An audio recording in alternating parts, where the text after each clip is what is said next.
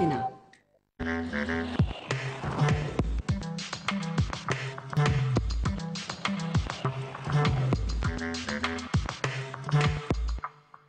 Bonjour à tous, bienvenue sur Public Sénat. Dans 15 minutes, les questions d'actualité, les traditionnelles questions d'actualité. Nous sommes jeudi, nous allons traiter d'une question d'actualité avec des invités qui vont venir nous rejoindre jusqu'à 16h30.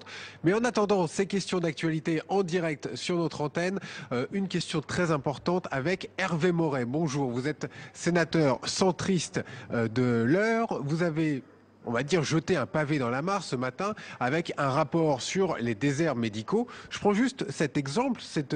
Vous, par exemple, voulez exclure de la sécurité sociale les praticiens qui veulent s'installer dans les zones qui sont déjà surdotées. Vous y allez quand même très fort. Écoutez, c'est un dispositif qui existe déjà pour quasiment tous les professionnels de santé.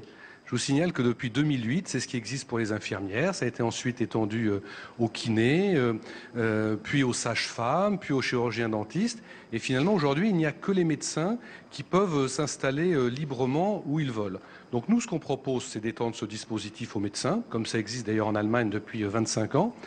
Le médecin, il s'installe où il veut, il a la liberté de s'installer. Mais s'il va dans une zone surdotée, eh bien, il ne bénéficie plus du conventionnement. Et à l'inverse, s'il va dans une zone sous-dotée, il bénéficie d'aide à l'installation. Et je vous signale, j'évoquais tout à l'heure le fait que ça existait pour les infirmières, que ça marche, puisqu'en 3 ans, le nombre d'infirmières en zone sous-dotée a augmenté de 30%. Excusez-moi Hervé Maurey, mais on peut se demander pourquoi est-ce que ça n'a pas été fait jusqu'à présent. J'imagine que d'autres ont eu l'idée avant vous, notamment avec les infirmières, si ça fonctionne. C'est pourquoi? Parce qu'on s'attaque à un lobby quand même très puissant, celui des médecins, qui peut très bien descendre dans la rue du jour au lendemain? Est-ce que vous voulez que je vous réponde très franchement? S'il vous plaît. Je crois que c'est la réalité. Nicolas Sarkozy avait commencé par dire qu'il fallait étendre le dispositif qui existait pour les infirmières aux médecins. Et puis après, il a dit qu'il fallait surtout rien toucher.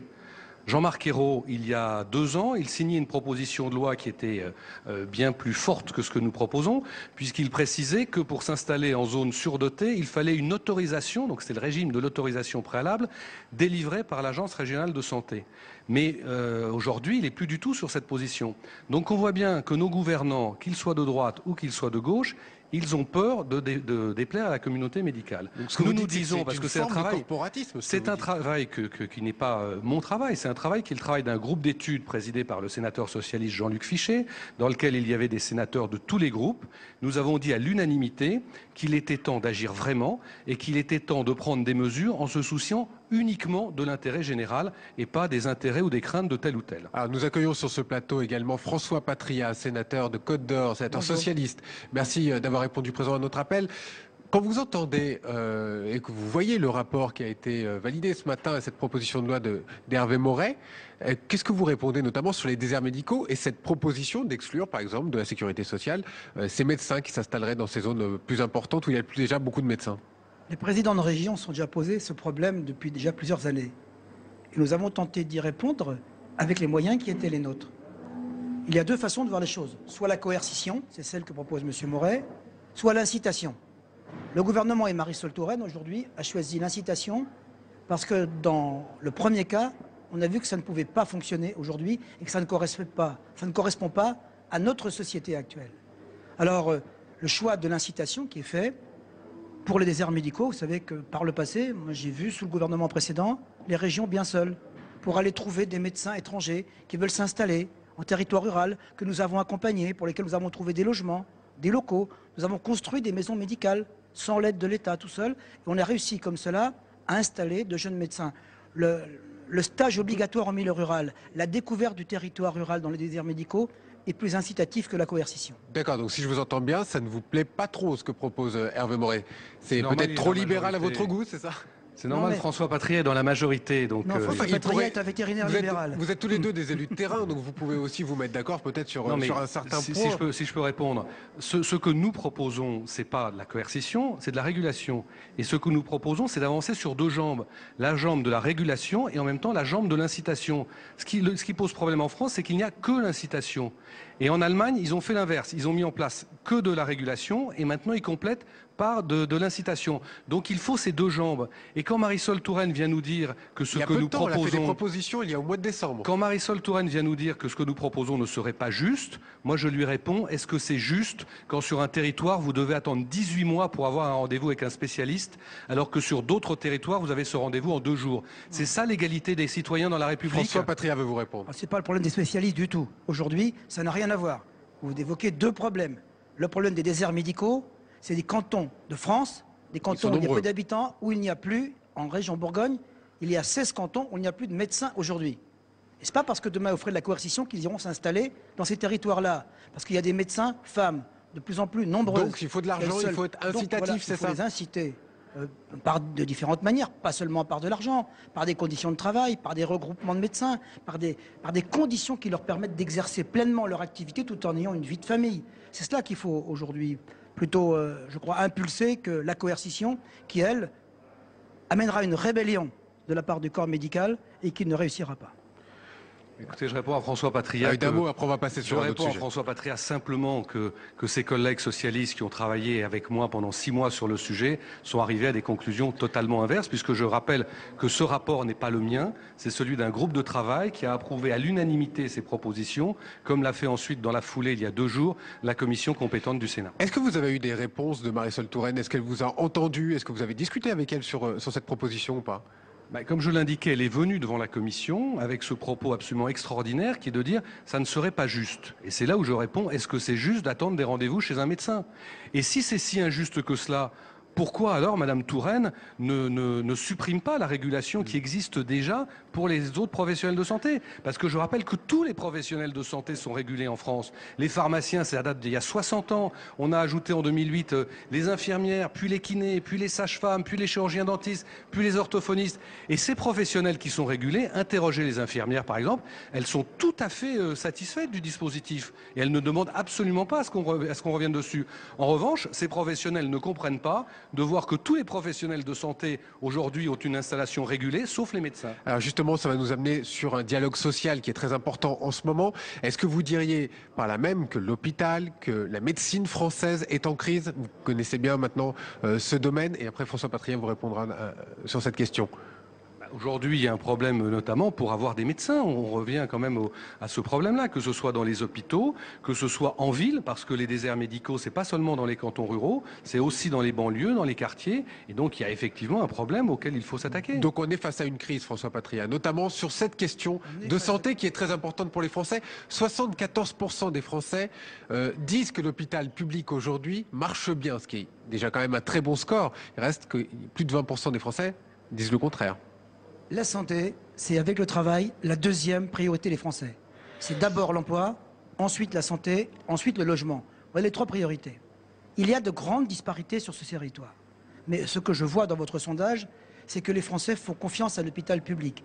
Ça prouve que l'hôpital public, avec l'éthique des médecins qui y vivent aujourd'hui, est de nature à accueillir tout le monde, tout le temps, dans des conditions acceptables, avec à la fois la rapidité et l'efficacité qu'on connaît. Donc, défendre le secteur public, c'est bien aujourd'hui. Reconnaître que les efforts faits par les ARS sur le territoire de rationalisation contre parfois des élus qui sont un peu archéaux en la matière, qui voudraient garder tout partout. On ne peut pas avoir des maternités partout, malgré le débat qu'il y a eu récemment. Bien sûr, et pour un fait divers qui a eu lieu très récemment. On ne peut pas avoir des plateaux chirurgicaux partout quand on connaît la difficulté qu'on a à trouver des anesthésistes. Faire un plateau technique sans anesthésiste aujourd'hui, on le fait. Mettre des IRM sans plateau technique adossé, c'est difficile aussi. Je crois que les choix qui sont faits sur le territoire, l'organisation qui part souvent des CHU, donne satisfaction, donne mieux satisfaction que par le passé. Alors bien sûr, ça c'est la santé, ça concerne tout le monde, mais autre sujet qui concerne aussi la majorité des Français, c'est l'emploi, la situation sociale. Vous diriez aujourd'hui que nous sommes là aussi face à une flambée peut-être qui va sûrement commencer avec de nombreuses manifestations. On l'a vu la semaine dernière avec les salariés de Goodyear ou d'autres usines. Écoutez, on voit très clairement que malgré les promesses que l'on a pu entendre, la situation de l'emploi ne s'améliore pas. Et je crois que personne ne peut sérieusement penser que les annonces du gouvernement selon lesquelles le nombre de chômeurs serait inférieur à la fin de l'année 2013, personne ne peut penser que ce sera tenu.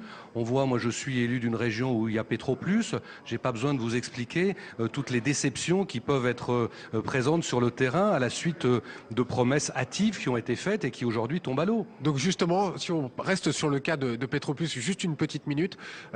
Aujourd'hui, Petroplus est dans une situation où c'est l'échec annoncé. Arnaud Montebourg va répondre à une question dans quelques minutes en direct dans l'hémicycle. Vous devrez peut-être aussi faire des annonces sur les repreneurs. Finalement, il n'y aura peut-être pas de repreneurs pour Petroplus. Écoutez, on peut le craindre. Moi, je ne sais pas comment cette histoire va se terminer, mais ce que je sais, c'est que on a joué avec le malheur des gens. On a promis aux gens que si on était élu, eh bien, il y aurait plus de licenciements. Et puis, on est rattrapé par la réalité. Et donc, forcément, il y a de la déception, parfois même de la colère. Et c'est ça qui est extrêmement dangereux. Quand vous faites des promesses que vous ne tenez pas, il y a forcément de la déception et de la colère. Merci beaucoup, Hervé Morel. Je sais que vous avez un train, donc on va vous laisser partir. Cette réponse, notamment sur le climat social, il vous plaît, vous, ce gouvernement, dans cette action sur le social aujourd'hui? Je crois que le gouvernement appuie sur les deux leviers nécessaires. Le premier, c'est les mesures économiques qu'il prend pour tenter de désendetter la France, en tout cas d'arrêter la spirale infernale de l'endettement. Le deuxième, quand leur gouvernement rétablit le dialogue social. Quand le gouvernement nomme des commissaires sur le territoire, et je les vois tous les jours en région Bourgogne, ça fonctionne. Venir écouter les entreprises, trouver des solutions. Ils ne solutionnent pas tout, mais ils apportent pour partie des voies qui permettent à les entreprises soit de se maintenir, soit de ne pas disparaître, soit de pouvoir recréer. Alors, il ne s'agit pas de promesses ou pas de promesses électorales. Il s'agit de créer un contexte économique et social qui permette aux investisseurs d'investir, aux entreprises qui connaissent des difficultés actuellement passagères, du fait, je pense en particulier au BTP, de pouvoir avoir des investisseurs que sont les collectivités locales. Je ne dis pas que nous avons fait de promesses indues, pas du tout. Le gouvernement a pris deux engagements. Les emplois d'avenir et le contrat de génération. Ces deux textes maintenant sont votés. Ils sont votés, mais les emplois d'avenir, par exemple, il n'y a que 4600 emplois d'avenir signés depuis le 4 février. On en attend 100 000 à la fin de 2013. Ça sera très dur, François Patria. Non, je pense qu'on y arrivera parce qu'il y a beaucoup de collectivités qui réfléchissent aujourd'hui à la façon de le faire intelligemment. Moi, je le fais dans le cadre de la GPEC territoriale aujourd'hui. Les régions s'engagent, les départements s'engagent, les communes s'engagent. Vous en signez, vous, sur le terrain, vous signez des contrats d'avenir? Nous en signons sur le terrain et le préfet, chaque semaine, rend compte au gouvernement, non pas des efforts, mais des travaux qu'il fait pour que nous puissions arriver, effectivement, à les réaliser. Je crois que les 2400 emplois d'avenir pour la Bourgogne, eh bien, nous les signerons. François Patria, je voudrais m'adresser cette fois aux sénateurs et vous faire écouter un extrait du président du Sénat. Il était invité ce matin d'une radio RTL. Vous allez l'écouter et je voudrais que vous réagissiez juste après. Aujourd'hui, nous sommes dans un Sénat turbulent, certes, mais dans un Sénat qui est en train de montrer une voie différente et qui peut-être peut permettre des évolutions dans les mois à venir. Quant à ma propre attitude, je crois qu'elle est liée aussi à ce que je suis. De fait, je dérange. Je dérange parce que... Pourquoi vous dérangez? J'ai essayé d'y réfléchir. Peut-être parce que je ne suis pas un homme du sérail, j'ai un accent comme le vôtre. Oui, quelquefois ça... détonne, mais vous avez connu ça. Et aussi parce que vous savez, sur un certain nombre de sujets qui sont essentiels, dont on va parler, par exemple la limitation du cumul des mandats, pour certains, le président du Sénat, qui pense que cet engagement du président de la République est un engagement qui va dans le bon sens, je ne m'inscris pas fidèlement dans les pas de Gaston Monnerville. Mais je crois qu'il y a des convictions qu'il faut porter jusqu'au bout. Alors, François Patria, il dérange qui, Jean-Pierre Bel?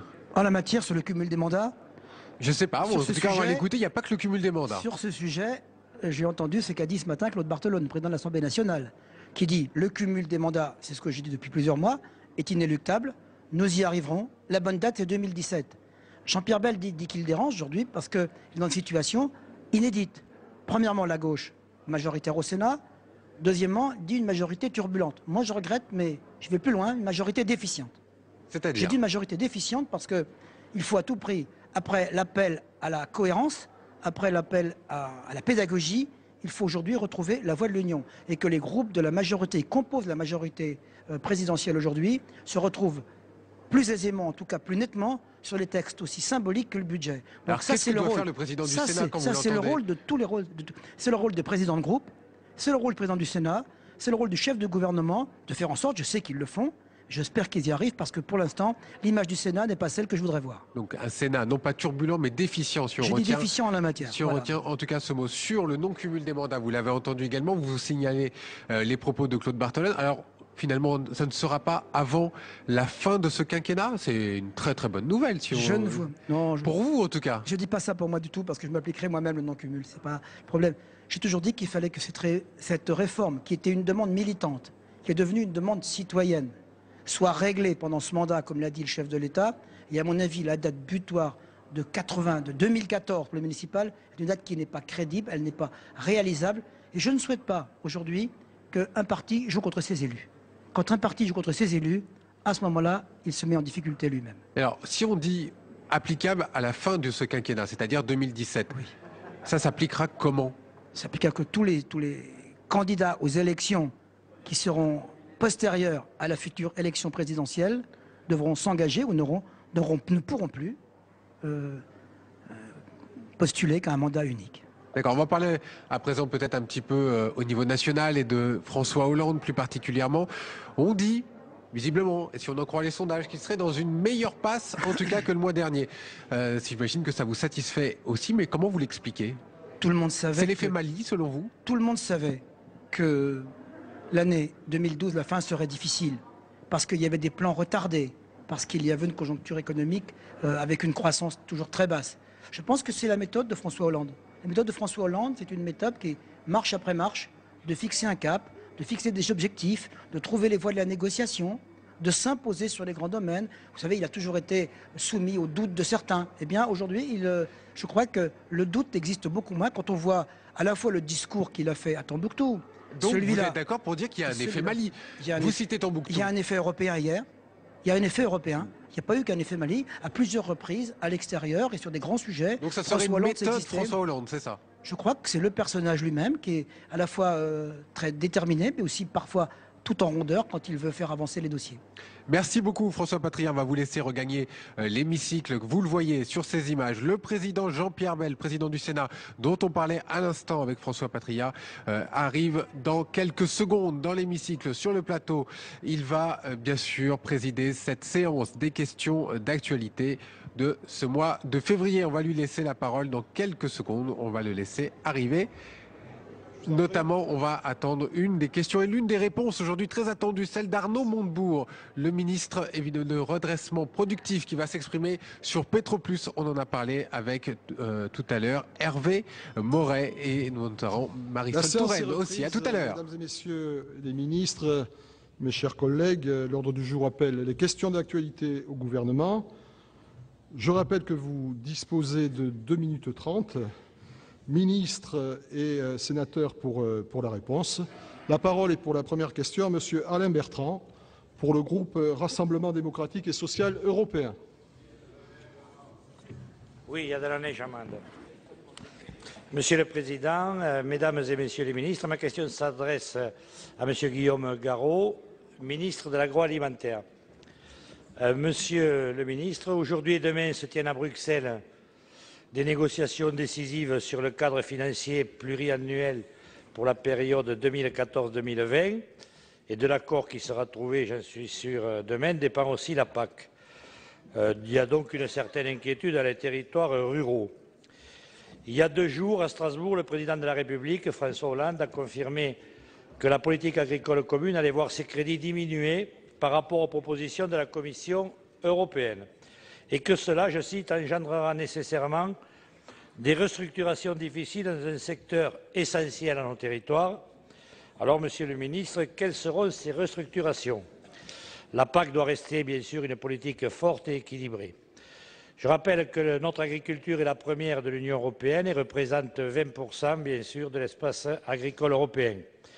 Mais au-delà de ces chiffres, la nouvelle PAC devra privilégier les filières de plus en plus en difficulté et qui sont celles qui rendent aussi le plus de services au territoire en termes d'aménagement du territoire et de développement durable.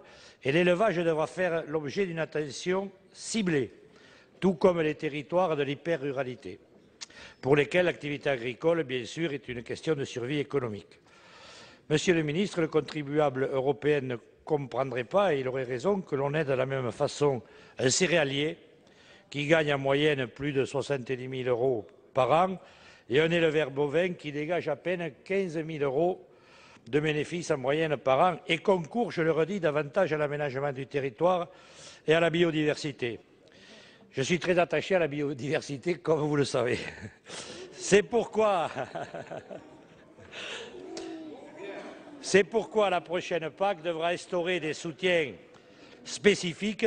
Il est indispensable de parvenir à un rééquilibrage. Alors, on nous en parle depuis un moment, des aides à l'hectare entre production végétale et production animale en faveur de ces dernières. Il en va ni plus ni moins que de l'avenir de l'élevage dans notre pays. Privilégier le financement vers les 50 premiers hectares, comme vous nous l'avez annoncé, Monsieur le ministre, est une excellente initiative, mais il convient là encore de différencier et de favoriser le soutien aux surfaces fourragères. Ça doit aller de pair avec l'obtention d'une convergence nationale de l'aide de base, un paiement de base distinct entre surfaces fourragères et non fourragères, ainsi qu'une forte augmentation des indemnités compensatrices d'handicap naturel, les fameuses ICHN, qui stagnent maintenant quand même depuis de nombreuses années. Alors, Monsieur le ministre, sur le dossier PAC, je vais conclure comme ça, quelles sont les positions de la France dans les négociations en cours et de quelles informations disposez-vous quant aux critères qui seront définitivement retenus? Pouvez-vous nous rassurer sur le fait que les éleveurs seront mieux aidés et les céréaliers un peu moins dans le cadre de la politique souhaitée par François Hollande, président de la République, une politique de justice. La parole est à Monsieur Guillaume Garot, ministre chargé de l'agroalimentaire. Monsieur le Président, Monsieur le Sénateur, c'est en effet au moment où s'ouvre cette séance des questions au gouvernement au Sénat que débute également le sommet européen qui viendra donner, espérons-le, un budget à l'Europe pour la période 2014-2020. Alors, vous m'interrogez sur la politique agricole commune. Nous l'avons dit, nous l'avons répété, et le président de la République en tête, la PAC ne doit pas être la variable d'ajustement du budget européen. Et lors d'un discours très applaudi qu'il a prononcé lundi au Parlement européen, François Hollande, le président de la République, a rappelé son attachement au socle des politiques européennes que sont à la fois la politique de cohésion et la politique agricole commune. Alors, quels sont les principes que nous défendons pour cette politique agricole? D'abord, vous l'avez dit, et c'est tellement important, une PAC plus juste. C'est l'idée de pouvoir réorienter les aides en faveur précisément des régions d'élevage, avec l'idée d'une majoration pour les 50 premiers hectares, donc au bénéfice là, directement des éleveurs. Il y a un deuxième principe qui est tout aussi important. C'est une PAC que nous voulons plus respectueuse de l'environnement. C'est la question du verdissement et nous avons énoncé un objectif, que ce verdissement soit ambitieux avec un niveau qui soit équivalent à 30% du premier pilier. Là aussi, ce serait un changement extrêmement fort. Et puis au-delà, je crois qu'il faut redire l'ambition de la France de revenir sur finalement la logique libérale de la PAC. Et nous avons montré le chemin et nous avons posé des actes. D'abord, avec le maintien des droits de plantation. Rappelez-vous que leur dissolution, leur suppression avait été acceptée par la précédente majorité. Eh bien, nous avons obtenu, nous avons obtenu que le maintien de ces droits de plantation soit reconnu à partir de 2015. C'est quelque chose d'essentiel pour l'ensemble des viticulteurs de France. Et puis, nous travaillons aussi à une stabilisation du marché du lait. C'est tout aussi important si nous voulons rassurer et permettre que nos éleveurs, nos producteurs de lait regardent l'avenir avec confiance au-delà de l'après-quota, c'est-à-dire au-delà de 2015. Alors vous le voyez, Monsieur le sénateur, Mesdames, Messieurs les sénateurs, nous soutenons une grande ambition pour l'Europe et une grande ambition pour la politique agricole commune et qui doit être légitime, cette PAC, aux yeux de tous, aux yeux de tous les citoyens comme aux yeux de tous les agriculteurs, ce qui signifie que nous voulons que cette PAC reconnaisse la diversité de notre agriculture et soutienne le travail de tous nos agriculteurs. Je vous remercie. Merci. La parole est à Madame Natacha Bouchard pour le groupe Union pour un mouvement populaire. Monsieur le Président, Mesdames, Messieurs les ministres, mes chers collègues, ma question s'adresse à Monsieur Jérôme Cahuzac, ministre du Budget. Monsieur le ministre, alors que l'année 2013 s'annonce comme la plus difficile pour nos compatriotes confrontés à la crise. L'heure devrait être au rassemblement pour relever les vrais défis de notre pays, avant tout de nature économique. Les réformes sociétales que le gouvernement met en place sont-elles la priorité des Français qui souffrent? Rien n'est moins sûr. Parmi les vrais sujets, il y a le financement des collectivités locales. Il semblerait que les dotations versées par l'État devraient à nouveau diminuer. La presse s'en est fait l'écho. Un effort financier supplémentaire considérable de 1,5 milliard d'euros d'ici à 2015 serait imposé pour financer une partie du crédit d'impôt compétitivité, soit un doublement du montant prévu par la loi de la programmation que nous venons de voter, qui prévoyait 750 millions d'euros par an, 2014 et 2015.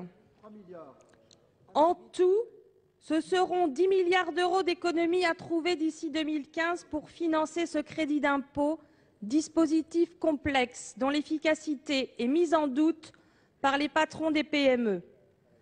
Bien sûr, les collectivités territoriales doivent participer à l'effort de redressement des finances publiques, mais dans des justes proportions. Mais nous n'en sommes plus là. Est-ce cela un pacte de confiance et de solidarité conclu entre l'État et les collectivités locales? La menace est brandie d'une répercussion très forte sur le fonctionnement des collectivités à travers la facture du changement des rythmes scolaires notamment, et sur les investissements en particulier pour les communes. Maire de Calais, ville de 75 000 habitants, qui lutte face à la crise, je suis inquiète et je me fais le porte-parole de tous ces territoires qui souffrent mais veulent s'en sortir et attendent surtout d'être soutenus. Alors, Monsieur le ministre, puisque ce mot « confiance » est votre argument dans vos relations avec les collectivités, pouvez-vous nous expliquer précisément quelles sont les véritables intentions du gouvernement en ce qui concerne la DGF, la DDU, la DSU et la prime d'aménagement du territoire? Merci, Monsieur Jérôme Cahuzac, ministre chargé du budget. Merci, Monsieur le Président. Madame la sénatrice, je vous confirme que le gouvernement a deux priorités dans les politiques publiques qu'il met en œuvre. La première, c'est le redressement des comptes publics, et la deuxième, c'est bien évidemment restaurer la compétitivité de nos entreprises, dont on sait qu'elle s'est effondrée ces 10 dernières années. Je vous rappelle que le déficit du commerce extérieur en 2011 fut de 70 milliards d'euros et que ce commerce extérieur était excédentaire encore en 2001. Pour mettre en œuvre la première politique de redressement des finances publiques, vous savez l'effort que l'État consent. Nous en avons abondamment discuté dans cet hémicycle lors de l'examen des lois de finances, et il a semblé légitime au gouvernement, ainsi me semble-t-il qu'à une très grande majorité d'élus locaux, que les collectivités locales contribuent à cet ajustement en proportion, naturellement, de leur responsabilité dans cet endettement. Vous le savez, l'endettement du pays est en gros de 1 700 milliards d'euros. L'État est responsable pour 80% de cet endettement, les collectivités locales et la protection sociale de 10% pour chacune de ces deux administrations, et donc demander un effort aux collectivités locales correspondant à 10% de l'effort global paraît juste et légitime. J'en veux pour preuve d'ailleurs que bien peu d'élus locaux, où qu'ils siègent sur ces bancs, n'aient protesté contre ce qui fut annoncé par mes soins au comité des finances locales, c'est-à-dire un effort de 750 millions d'euros en 2014 et 750 millions d'euros supplémentaires en 2015 par rapport à 2013, soit un effort au total et sur 3 ans de 2,250 milliards d'euros, quand le budget des collectivités locales chaque année, Madame la sénatrice, vous le savez, est de 220 milliards d'euros. Cet effort est juste parce qu'il est en proportion de la responsabilité des collectivités locales dans l'endettement du pays. Et puis la deuxième priorité, c'est le rétablissement de la compétitivité de nos entreprises. Le crédit impôt compétitivité emploi nécessite de dégager une dizaine de milliards d'euros d'économies, et il est envisagé, sans qu'aucune décision ne soit prise pour l'instant, il est envisagé de demander aux collectivités de participer à cet effort, tant il est vrai que tous les territoires bénéficieront des progrès de compétitivité que les entreprises pourraient réaliser par la richesse créée, par l'emploi créé, par l'investissement créé, bref, par la vitalité soit confortée, soit rétablie dans chacun des territoires de notre pays.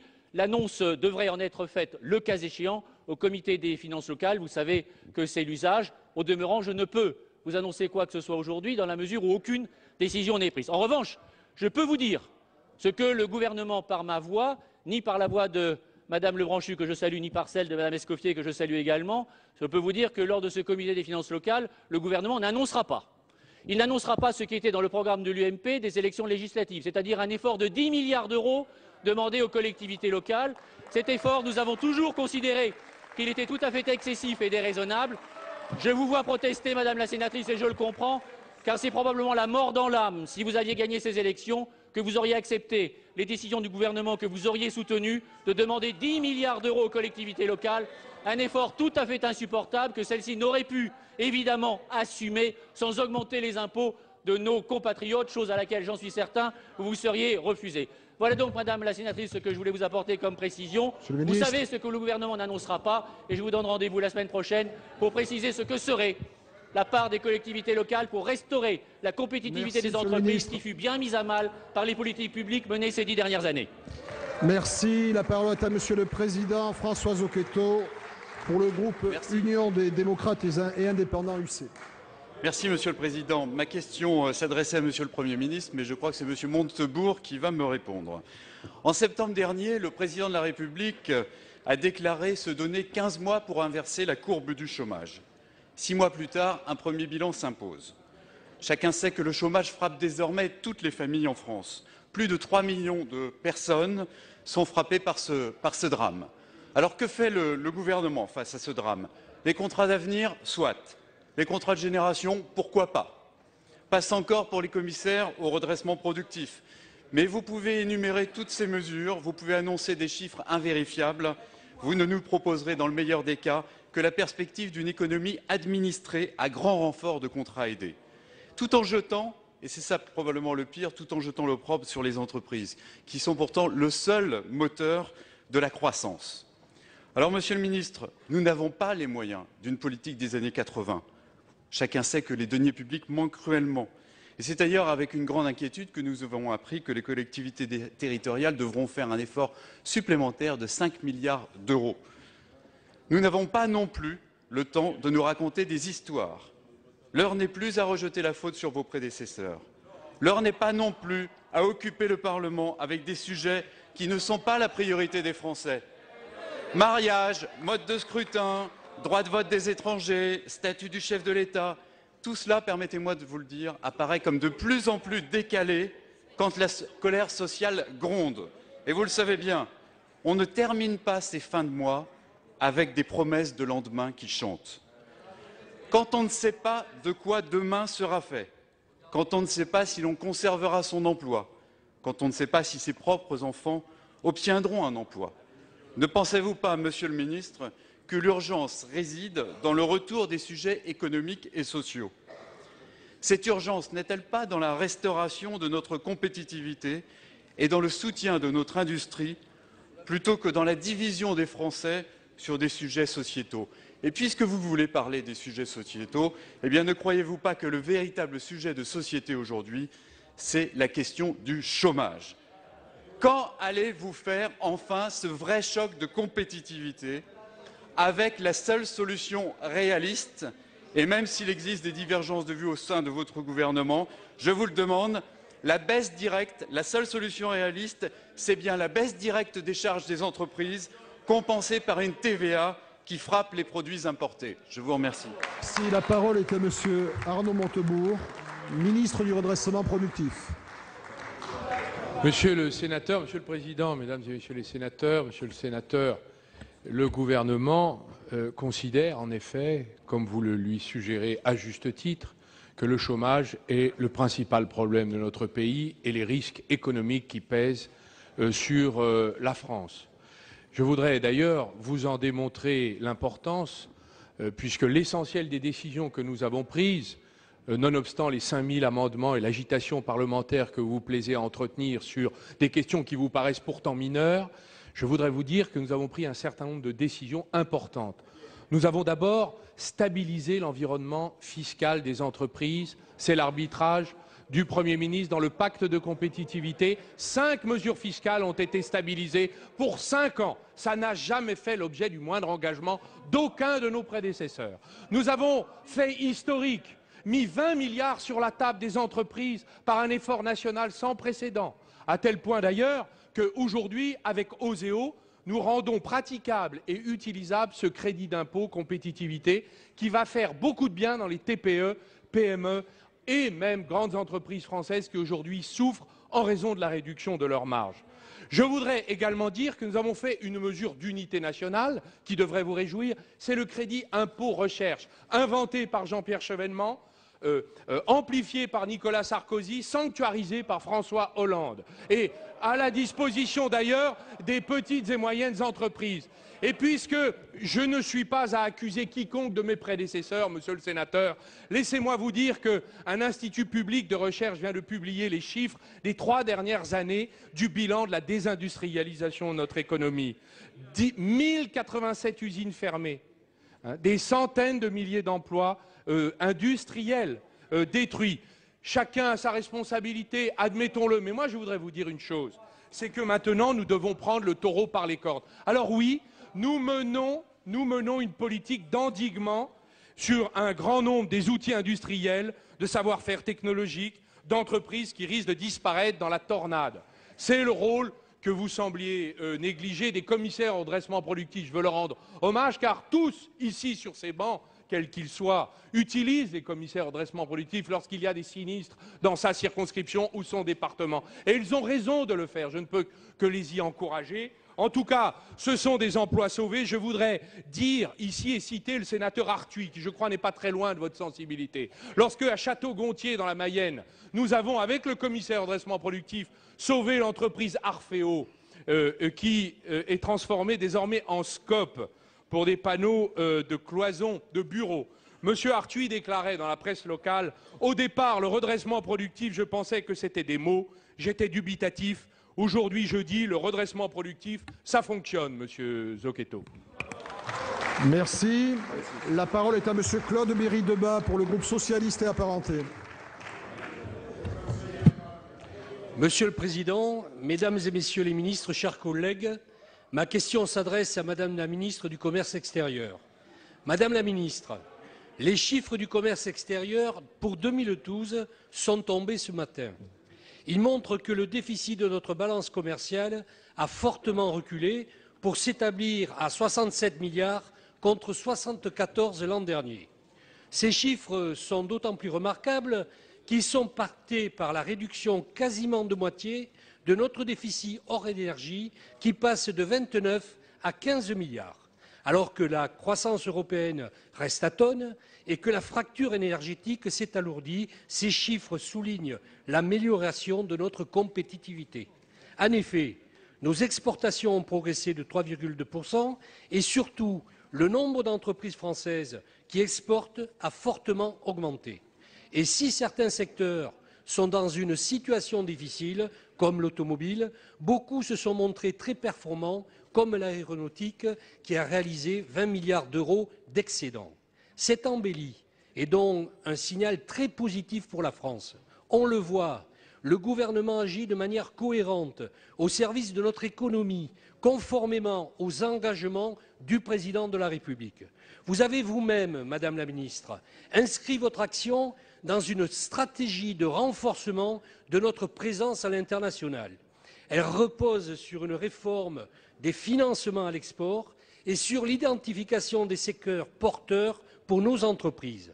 Elle s'appuiera sur la BPI et mobilisera tous les acteurs locaux à travers la mise en place des plans régionaux d'internationalisation des entreprises. Nos entreprises savent donc maintenant qu'elles peuvent enfin compter sur un gouvernement qui agit de manière claire et efficace pour renforcer leur compétitivité. Dans ces conditions, Madame la Ministre, ma question est simple. Les chiffres du commerce extérieur de 2012 montrent que nous sommes sur la bonne voie. Quelles actions le gouvernement entend-il alors mener pour renforcer cette tendance positive alors que 2013 s'annonce comme une année difficile? Je vous remercie. Merci. Madame Nicole Bricq, ministre du Commerce extérieur. Mesdames et Messieurs les sénateurs, Monsieur le sénateur Berry-Debat, vous avez rappelé que le déficit du commerce extérieur de la France se réduit, mais il en reste quand même pour 67 milliards. Donc ça prouve que, effectivement, c'est plutôt un bon signal, mais qu'il reste beaucoup à faire. Et que l'objectif que m'a fixé le Premier ministre est d'arriver à un équilibre de la balance commerciale hors énergie d'ici la fin du quinquennat. Ça veut dire qu'il faut gagner à peu près 26 milliards d'euros.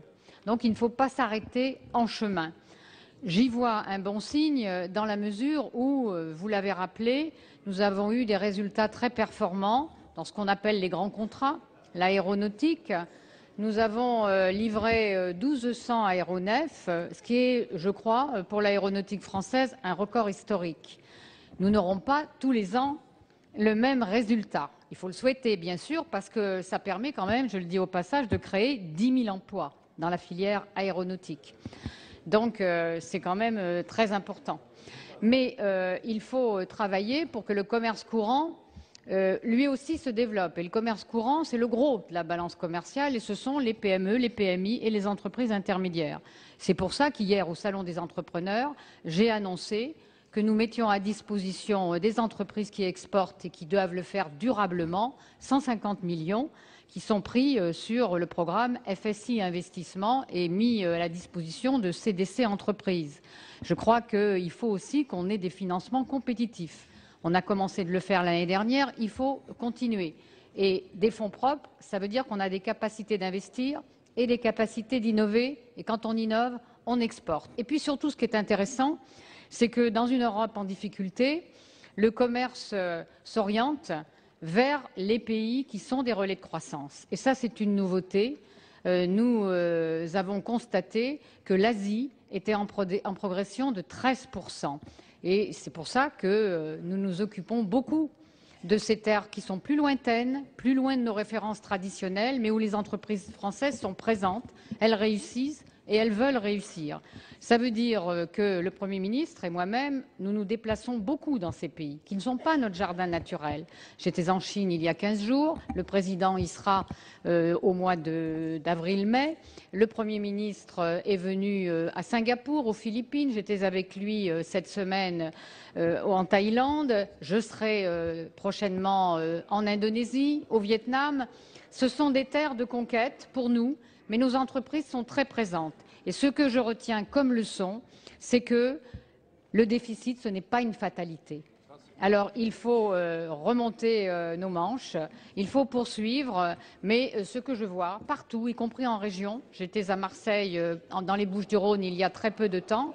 La semaine dernière, j'ai fait 11 régions et je vois des entreprises mobilisées, des entrepreneurs entreprenants et qui partent à la conquête.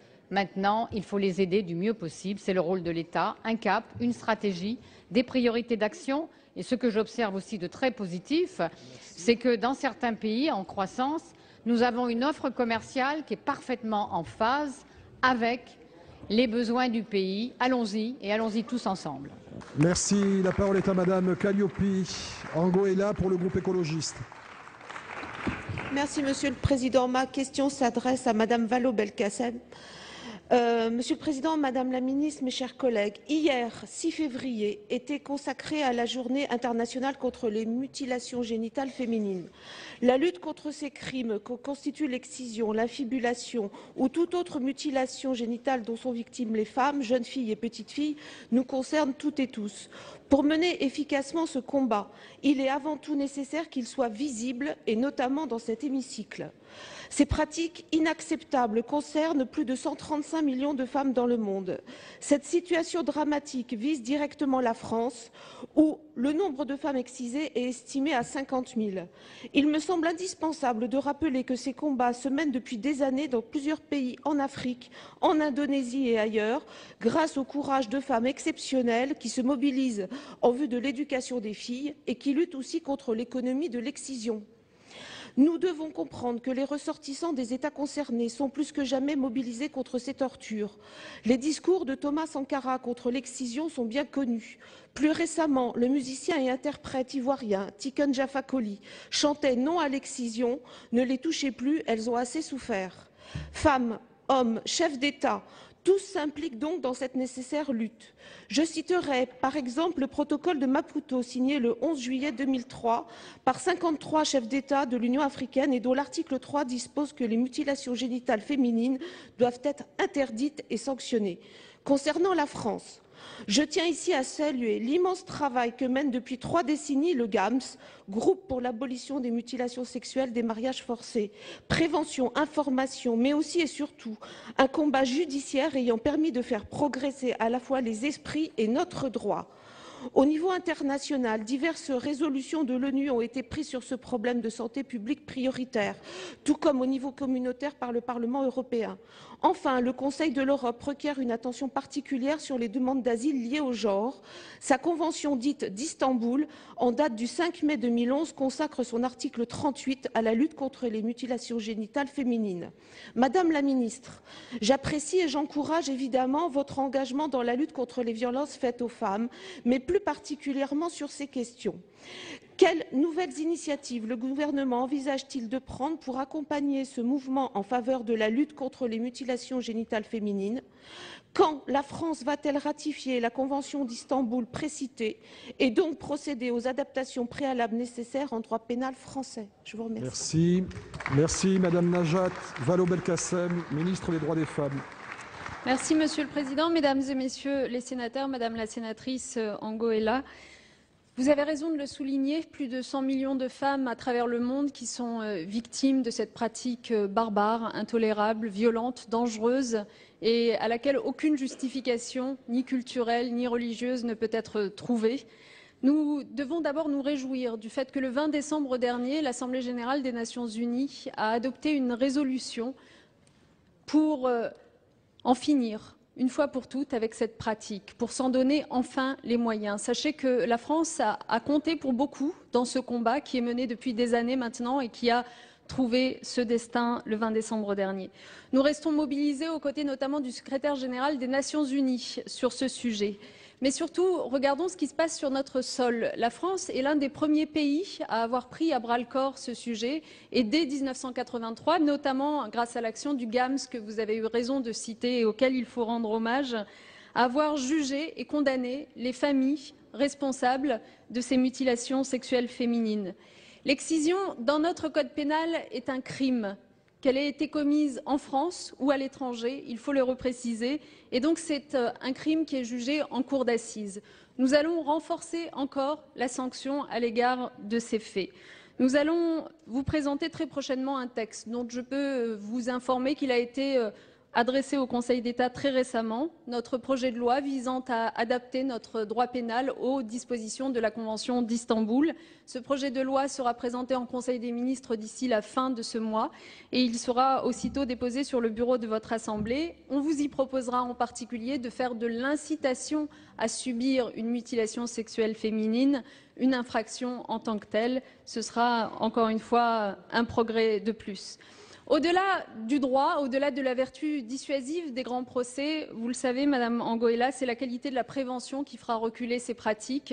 Et c'est pourquoi nous devons toujours plus informer les populations les plus exposées, en particulier lorsqu'elles s'apprêtent à se rendre à l'étranger. Sachez que nous y travaillons.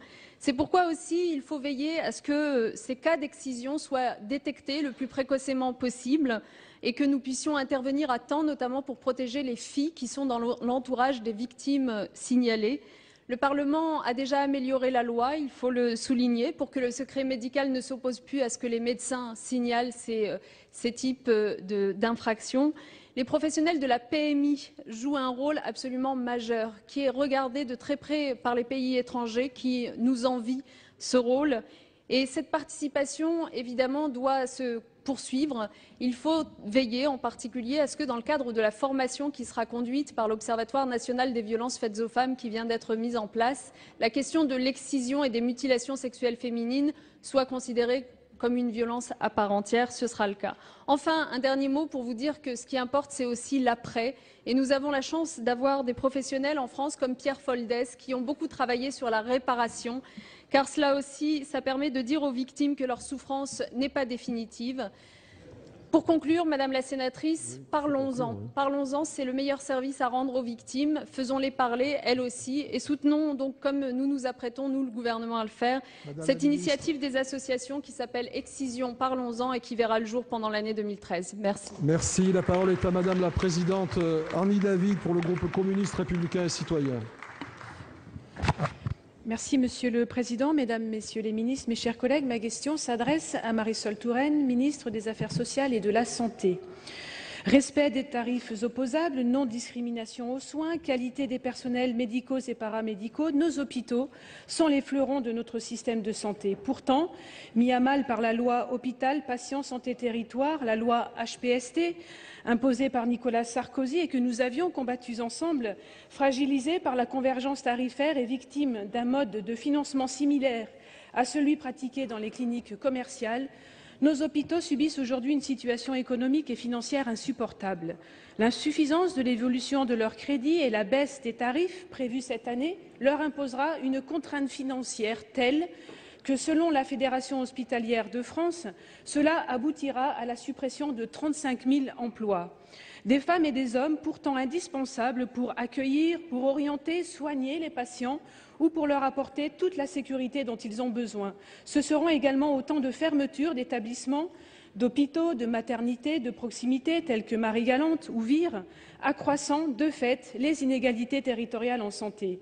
Madame la ministre, à l'occasion de l'examen du projet de loi de financement de la sécurité sociale, nous vous avions fait part de nos craintes, considérant que les moyens mobilisés pour les hôpitaux publics étaient insuffisants. Aujourd'hui, les élus locaux, qui en nombre rejettent les schémas régionaux d'organisation des soins ou émettent pour le moins d'importantes réserves, vous le savez bien, Madame la ministre, mais aussi les personnels, les représentants des hôpitaux publics et les collectifs qui défendent les hôpitaux de proximité, partagent notre analyse. Dans l'intérêt du service public de santé et de nos concitoyennes et concitoyens, il est temps de rompre avec les logiques libérales imposées par le précédent gouvernement. Pourquoi ne pas instaurer, par exemple, un moratoire sur la fermeture des hôpitaux et cliniques de proximité et sur les restructurations qui découlent de la loi HPST? Pourquoi ne pas stopper la tarification à l'activité? Madame la ministre, vous nous avez annoncé un pacte de confiance pour l'hôpital. Maintenant, les actrices et les acteurs de ce secteur attendent des actes.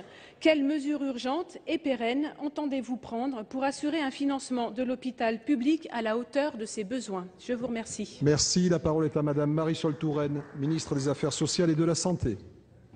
Merci Monsieur le Président, Mesdames et Messieurs les sénateurs, Madame la sénatrice, présidente de la Commission des Affaires sociales. Je voudrais commencer par dire que la France peut être fière de ses hôpitaux publics et que les Français doivent être fiers à la fois de l'engagement, du travail de celles et ceux qui, au quotidien, se dévouent pour permettre à la santé dans notre pays d'atteindre un très haut niveau de qualité qui nous est envié par nos pays voisins. D'ailleurs, les Français ne s'y trompent pas puisqu'une étude récente montre qu'ils sont plus de 75% à accorder leur confiance à l'hôpital public pour les accueillir, pour les soigner, pour les soutenir. Et de ce point de vue-là, il est absolument nécessaire de rompre avec la logique qui a prévalu au cours des années passées et qui a voulu que l'hôpital public soit assimilé dans son fonctionnement, dans ses modes de construction, dans son mode de financement aux établissements privés. Et nous n'avons pas attendu, Madame la sénatrice, puisque à l'occasion de la loi de financement de la sécurité sociale, des mesures importantes ont été prises. D'ores et déjà, il a été réaffirmé l'importance du service public hospitalier. Il a été mis fin à la convergence tarifaire entre le service public et les établissements privés. Nous avons pris des engagements votés par ceux qui ont apporté leur suffrage à la loi de financement de la sécurité sociale pour que 1,6 milliard d'euros supplémentaires soient accordés en 2013 à l'hôpital public. Et c'est un effort important dans un contexte de restrictions et de nécessaire responsabilité pour les finances publiques. Mais vous avez raison, nous devons aller au-delà. Et je l'ai annoncé, un pacte de confiance doit pouvoir rendre à l'hôpital public à la fois de l'élan, du dynamisme, mais aussi des perspectives d'avenir. De ce point de vue-là, j'ai d'ores et déjà installé un comité de financement qui a pour mission de revoir les règles de financement et les règles d'adaptation de la tarification à l'activité qui ne peut plus continuer à s'appliquer de manière homogène à l'ensemble des services hospitaliers. De la même façon, nous avons la volonté de répondre sur tous les territoires, dans tous les bassins de vie, aux besoins de santé de nos concitoyens, avec une exigence, Madame la sénatrice, une exigence de sécurité. Et c'est à l'aune de la sécurité que nous devons examiner la possibilité de maintenir des coopérations, de renforcer les coopérations entre les établissements afin que nos concitoyens puissent compter sur un service public hospitalier de qualité. Vous le voyez, Madame la sénatrice, le gouvernement a la volonté de renforcer le rôle de l'hôpital public, de le conforter dans ses missions. Le service public hospitalier est une des fiertés de la France et nous devons collectivement faire en sorte qu'il ait un grand avenir. Merci. La parole est à Monsieur Hugues Portelli pour le groupe Union pour un mouvement populaire. Merci Monsieur le Président. Madame, Messieurs les membres du gouvernement, mes chers collègues, ma question s'adresse à Monsieur le ministre des Transports. Les usagers du Transilien, d'Île-de-France, ont pris malheureusement l'habitude, depuis des années, de subir les dysfonctionnements dans les transports. Or, depuis le mois de janvier, ce dysfonctionnement a pris une ampleur nouvelle, notamment sur la principale ligne de transport de toute la France, le RER A. Tous les jours, des trains sont supprimés. Tous les jours, des rames arrivent en retard.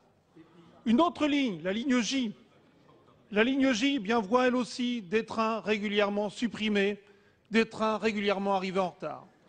Sur la ligne H, où pourtant on a changé les trains récemment, où le Transilien a été installé, là encore, et pas plus tard qu'hier, tous les jours, il y a des suppressions de trains. Sur la ligne B, sur la ligne C, régulièrement, il y a des dysfonctionnements. Régulièrement, dans tous ces trains, le nettoyage n'est pas assuré correctement. Alors, Monsieur le ministre, je voudrais vous poser simplement quelques questions. Premièrement, quand supprimera-t-on enfin l'interconnexion SNCF-RATP sur les lignes A, B et D? Deuxièmement, quand introduira-t-on enfin des rames à 2 étages sur la ligne A? Troisièmement, quand la SNCF daignera-t-elle répondre aux questions des usagers quand ils lui demandent pourquoi les trains sont supprimés ou arrivent en retard? Quatrièmement, comment expliquez-vous que les usagers de ces lignes, lorsqu'ils se présentent à un entretien d'embauche, se voient poser pour première question « Comment comptez-vous venir à votre travail? Quelle ligne de transport utiliserez-vous » Et lorsqu'ils répondent qu'ils utilisent les lignes que je viens de vous citer, la plupart du temps, leur candidature est écartée. Alors, Monsieur le Ministre, nous sommes attachés au service public. Nous sommes attachés au service public des transports. Nous vous demandons de le faire respecter, et notamment par la SNCF. Merci. La parole est à Monsieur Frédéric Cuvillier, ministre chargé des Transports, de la Mer et de la Pêche. Merci Monsieur le Président, Mesdames les sénatrices, Messieurs les sénateurs, Monsieur le sénateur.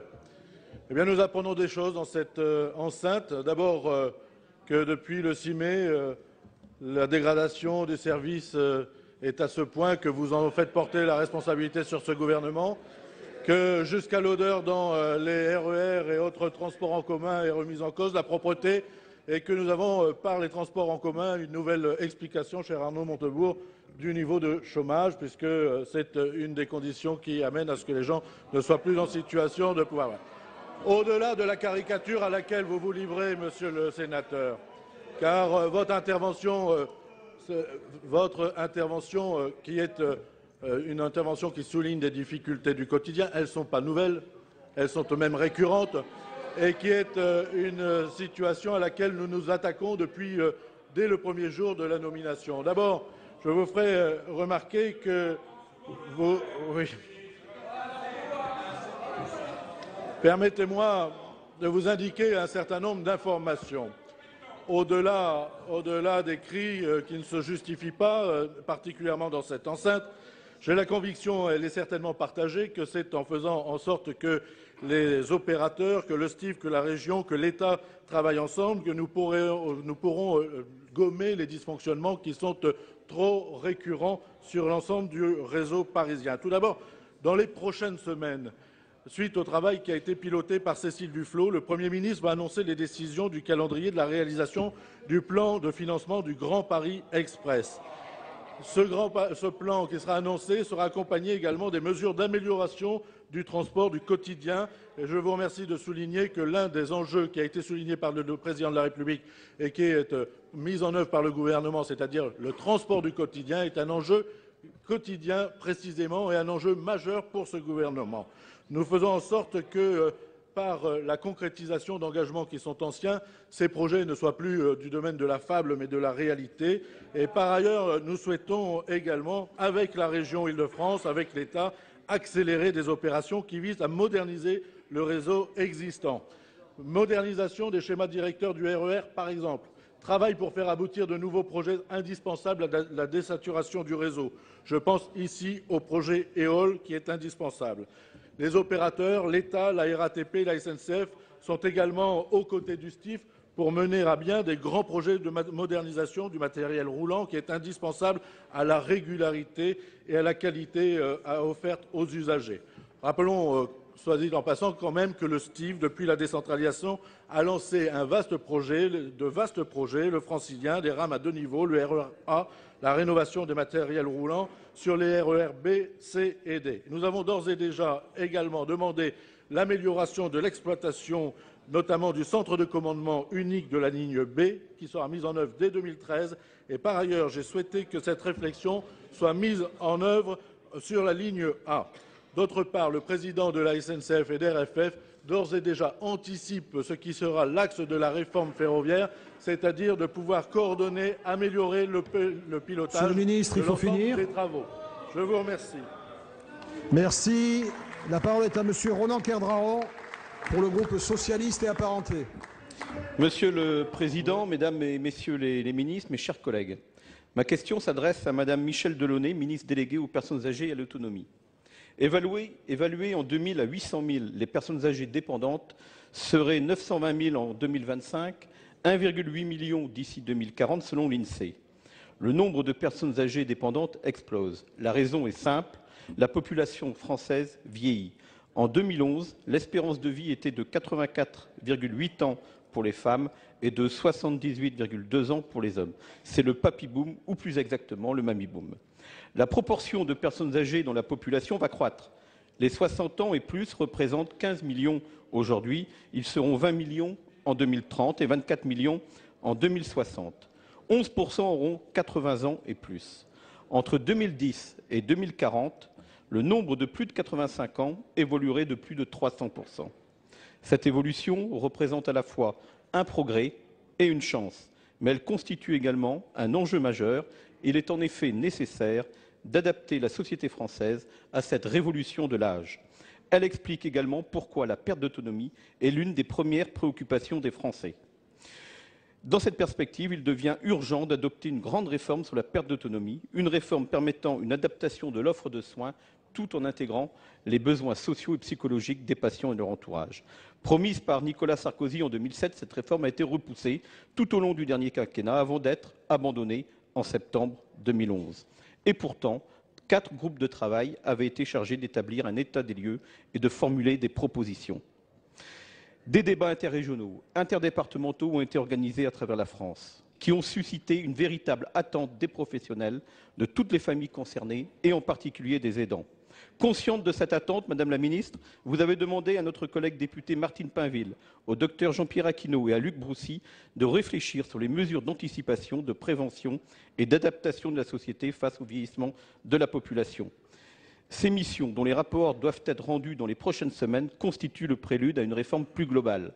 Dans cette perspective, l'annonce faite par le Président de la République au congrès de l'UNIOPS d'une réforme de la dépendance avant la fin de cette année 2013 est une excellente nouvelle. Cette réforme de la dépendance viendra parfaitement compléter la loi sur l'APA mise en place en 2001 par Paulette Guinchard-Kunstler, secrétaire d'État aux personnes âgées dans le gouvernement de Lionel Jospin. Aussi, Madame la Ministre, pourriez-vous nous préciser quelles seront les priorités et les objectifs de cette loi d'adaptation de la société au vieillissement pour gérer avec sérénité et solidarité une des plus formidables progrès des XXe et XXIe siècles, celui de l'allongement continu de la durée de la vie. Je vous remercie. Madame Michèle Delaunay, ministre chargée des personnes âgées et de l'autonomie.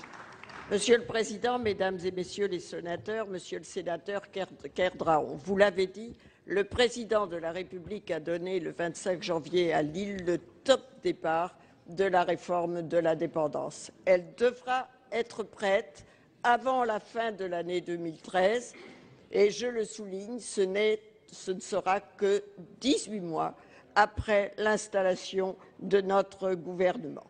Il s'agit d'une réforme ambitieuse qui couvrira tout le champ de l'avancée en âge, ce qu'aucun gouvernement dans aucun pays n'a fait. Elle dessine en particulier le parcours résidentiel des personnes âgées, avec une priorité donnée à ce qui est le vœu de 87% des Français, rester le plus longtemps possible à leur domicile.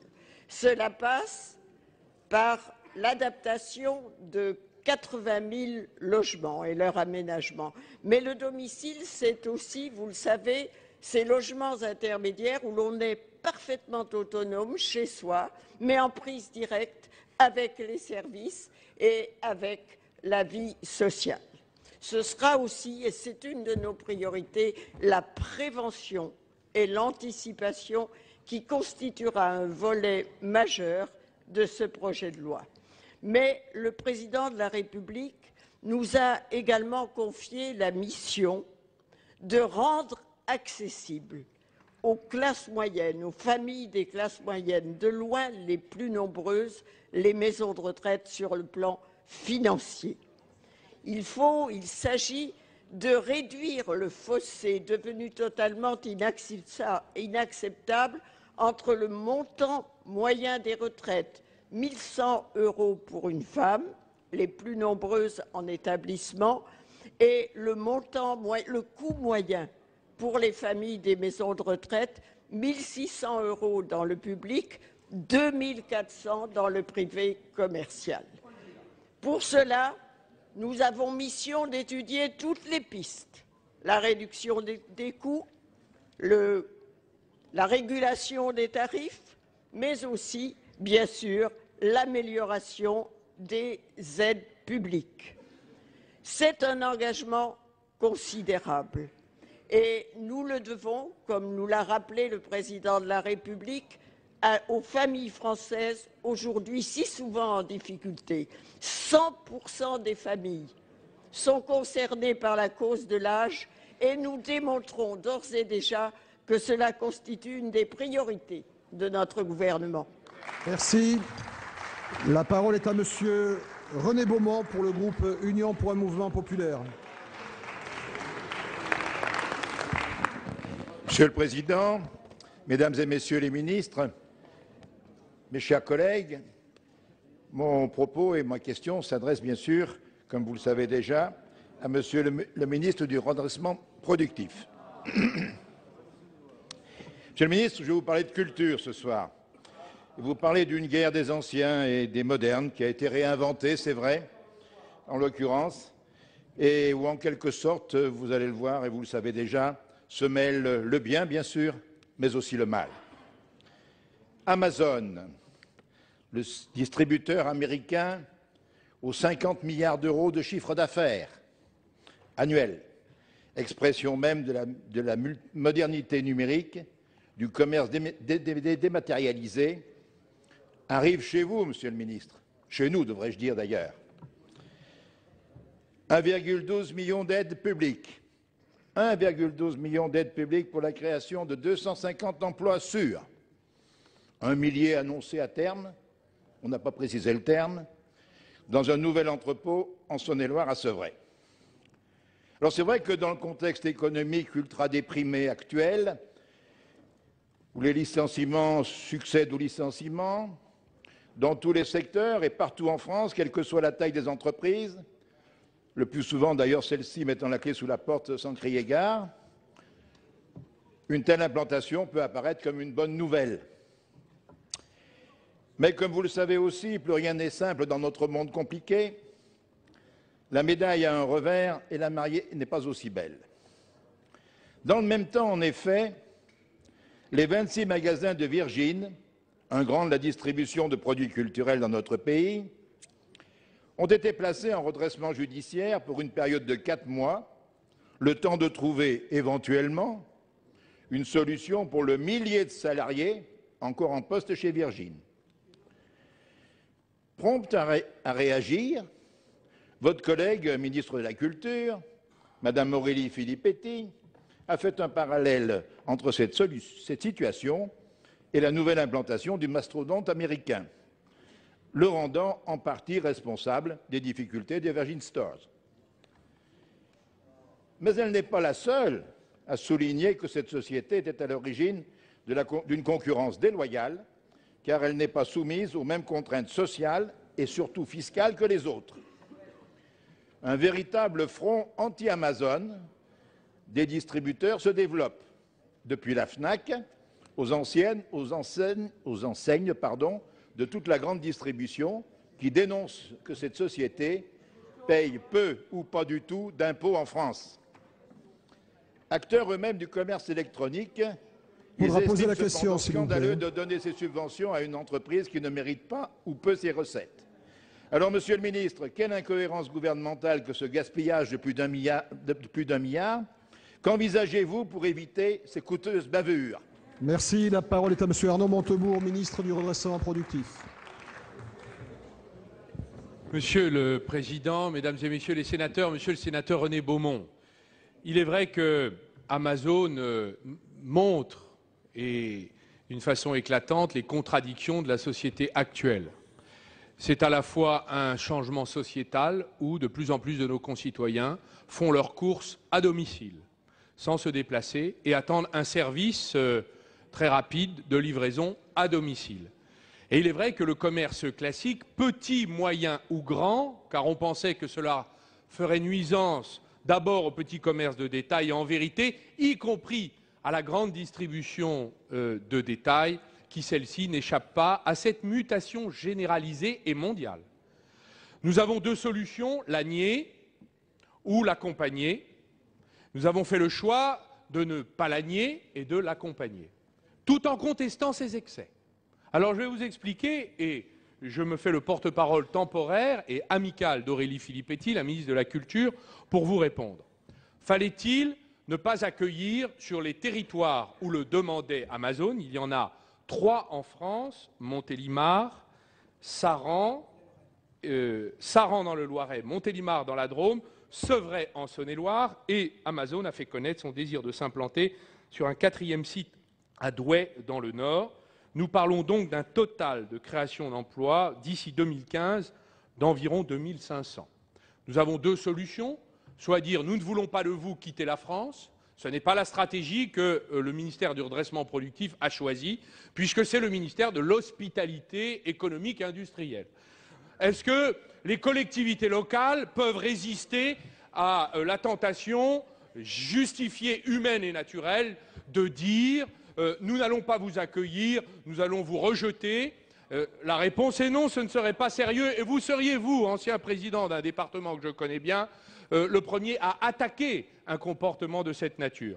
Donc nous avons appliqué partout où nous l'observons des règlements qui sont applicables dans toutes les collectivités locales pour la totalité des emplois, quels qu'ils soient, et qui viennent s'implanter sur les territoires. Néanmoins, monsieur le sénateur, le gouvernement a entrepris des mesures visant à soumettre les géants de l'Internet à une fiscalité concurrentielle, en tout cas de même niveau et de même nature que les concurrents. C'est bien le minimum. Nous ne souhaitons pas que l'Union européenne se transforme en immense paradis fiscal pour les géants de l'Internet. Et c'est la raison pour laquelle la France a pris l'initiative, dans une négociation motrice, Monsieur le Président, de faire évoluer le taux d'imposition en liaison avec les partenaires européens. Cette négociation, nous l'espérons, devrait aboutir dès 2015. Ne pas rejeter ce qui est utile et éliminer ce qui est mauvais, je crois que nous pourrons être tous d'accord. L'État, Monsieur Jean-Luc Fichet, pour le groupe socialiste et apparenté. Monsieur le Président, mes chers collègues, ma question s'adresse à Monsieur le ministre, délégué auprès du ministre de l'Agriculture, de l'Agroalimentaire et de la Forêt, chargé de l'agroalimentaire. Monsieur le ministre, aujourd'hui dans notre pays, la filière avicole connaît une crise majeure. Or, au moment où enfin elle se met en ordre de marche pour se restructurer, reconquérir le marché intérieur et extérieur et aborder l'avenir plus sereinement, la Commission européenne a décidé de manière brutale de réduire de moitié les aides financières consacrées aux exportations de viande de volaille. Nous savions tous, et les entreprises concernées en premier lieu, que les subventions européennes à l'export ne dureraient pas indéfiniment. Vous travaillez, Monsieur le ministre, à moderniser et à orienter cette filière à travers un véritable plan stratégique. C'est ce que vous avez annoncé en déplacement dans mon département, le Finistère, en décembre dernier. Comme vous le rappeliez alors, l'agroalimentaire est une force pour notre pays et un vrai potentiel d'emploi pour l'avenir. Les industries agroalimentaires et l'agro-industrie doivent faire partie du redressement productif dont la France a besoin. Mais pour parvenir à ce résultat, nous avons besoin de temps. Comment la France peut-elle peser au niveau européen pour qu'il y ait une suspension de cette décision et la mise en place d'un calendrier d'extinction des restitutions, si telle est la décision de la Commission européenne? Quels fonds pourraient être mobilisés pour permettre la mutation de la filière avicole dans des conditions sociales acceptables et économiquement viables? Quelles mesures peuvent être envisagées pour éviter la crise majeure qui s'annonce et rassurer les aviculteurs et les salariés concernés? Et vous me le permettrez, Monsieur le ministre, mes chers collègues, pour rassurer tout particulièrement les salariés des entreprises Doux et TISEBCO implantées sur le territoire breton. Je vous remercie. Merci, Monsieur Guillaume Garot, ministre chargé de l'agroalimentaire. Merci, Monsieur le Président. Monsieur le Sénateur, votre question évoque la difficile question des restitutions accordées aux exportations de volailles par l'Union européenne. Sachez d'abord que les interventions de la France depuis de nombreux mois avaient permis de retarder cette décision de la Commission qui est intervenue néanmoins le 17 janvier dernier et qui a eu pour traduction concrète de baisser de 50% le niveau de ces aides.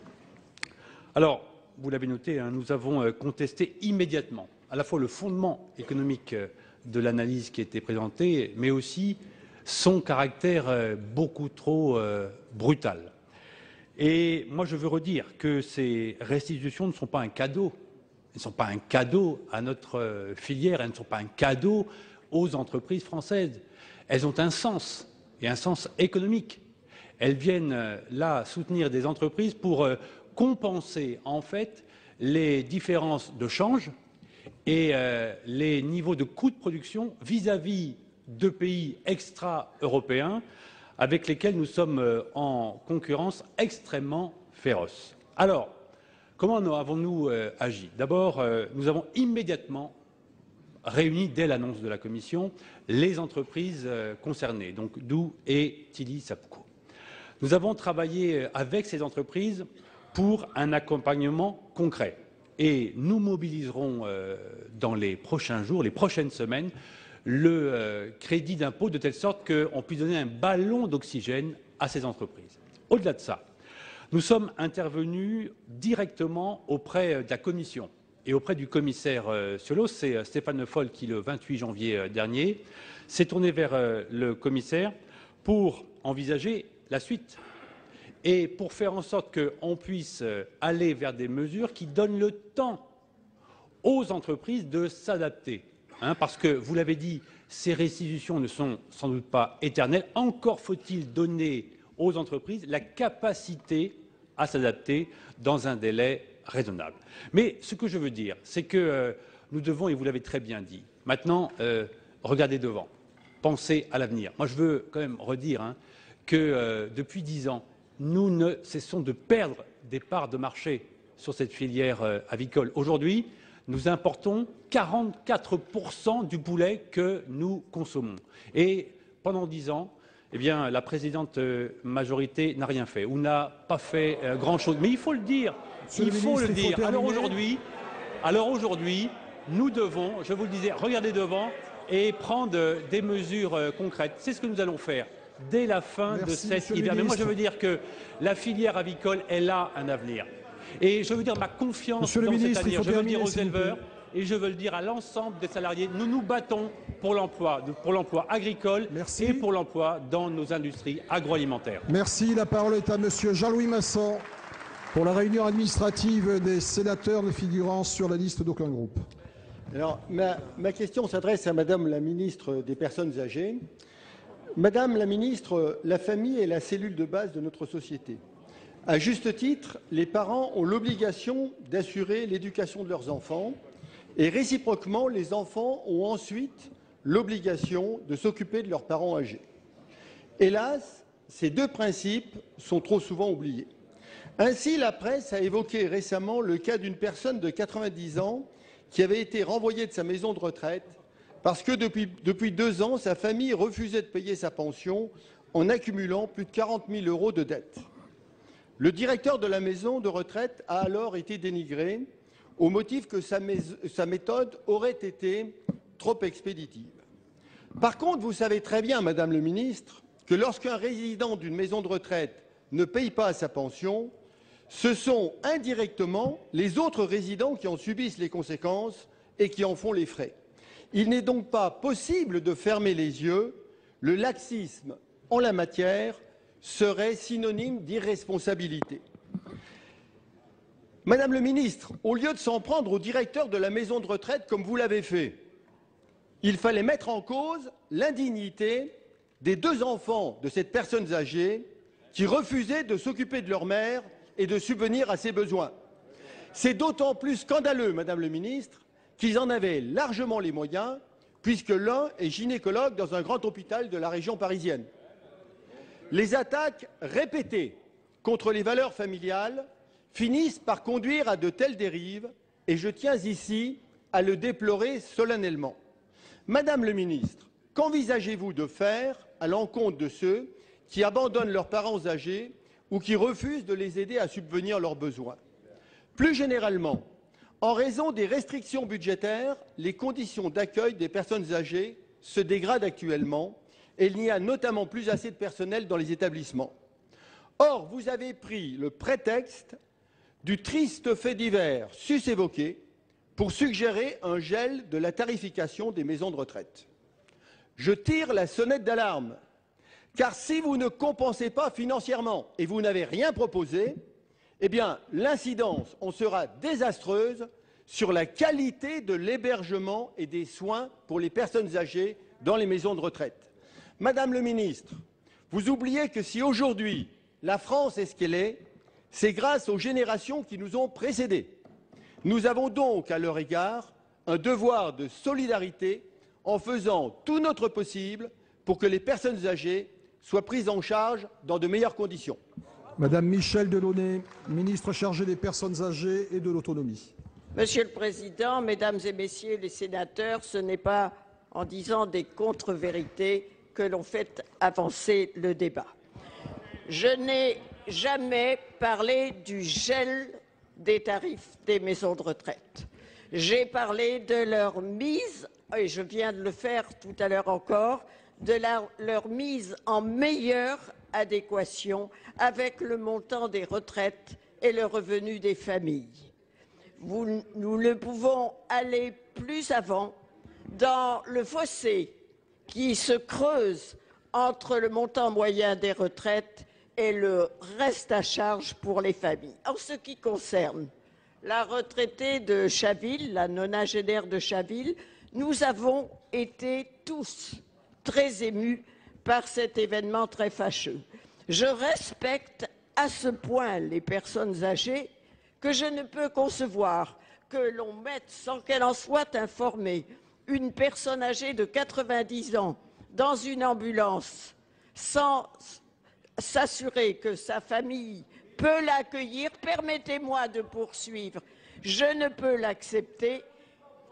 Je ne peux l'accepter et je le pense vous aussi. Et quand il y a des erreurs commises par une maison de retraite, nous devons nous en inquiéter. J'ai demandé aussitôt à l'ARS d'Île-de-France une enquête pour établir les faits. Et autant sur la signature du contrat de séjour que sur les conditions d'expulsion, la maison de retraite a contrevenu à la loi. Ne croyez pas que je n'ai pas connaissance des problèmes financiers qui ont eu lieu à l'intérieur de cette famille et que la justice viendra très probablement résoudre. C'est d'ailleurs pour cette raison que j'ai fait le choix de ne pas évoquer individuellement, et je ne le ferai pas ici, les cas particuliers de ces 4 enfants qui n'ont en effet pas répondu à leurs obligations. C'est en effet un point tout à fait important. Et comme vous l'avez rappelé, le Code civil nous impose, pour nos enfants comme pour nos ascendants, de subvenir en ce qui concerne les biens fondamentaux. Mais ici, ça n'était pas le cas, puisque c'est une personne qui avait une retraite d'importance pratiquement en adéquation avec le montant de la maison de retraite. Donc, vous le voyez, j'ai su, pour ce qui était de ma responsabilité, mettre en avant ce qui avait été une violation des droits de la personne âgée en établissement, droits que nous allons préciser, expliciter et conforter. Et d'autre part, j'ai laissé à la justice de mon pays le droit de résoudre et probablement de sanctionner les fautes individuelles des personnes âgées, des membres de la famille. Merci Madame la Ministre. Mes chers collègues, nous en avons fini avec les questions d'actualité. Je vais suspendre la séance. Elle sera reprise dans 10 minutes pour l'examen de la proposition de loi adoptée par l'Assemblée nationale relative à la Voilà, on en suppression a fini avec cette séance de questions d'actualité. Tout de suite, on refait la séance.